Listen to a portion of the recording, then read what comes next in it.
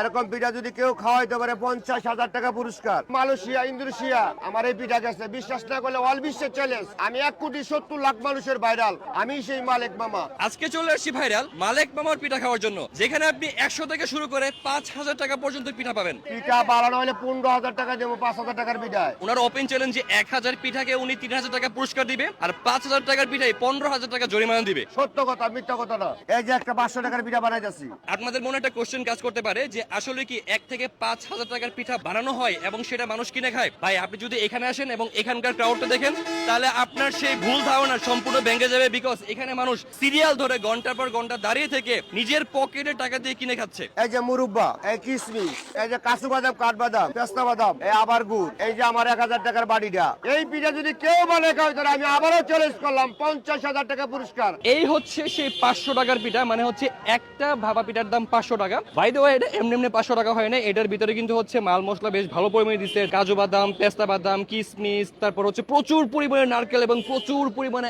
একদম authentic pure গুড়। প্রচুর গরম ভাই, প্রচুর গরম, একদম টপ টু বটম সব জায়গাতে হচ্ছে মুরব্বা এবং হচ্ছে নারকেল, কিশমিশ, এই প্রত্যেকটা খুব মুখে লাগতেছে। পিঠাটা যথেষ্ট মজা, আর সবচেয়ে বেস্ট পার্ট হচ্ছে যখন মুরব্বা এবং নারকেল দুটো একসাথে মুখে পড়ে। দোকানটার নাম হচ্ছে মালেক মামার পিঠার দোকান, আর এটার লোকেশন হচ্ছে নরসিংদী জেলখানার মোড়, স্টিলের ওভারব্রিজের ঠিক নিচে।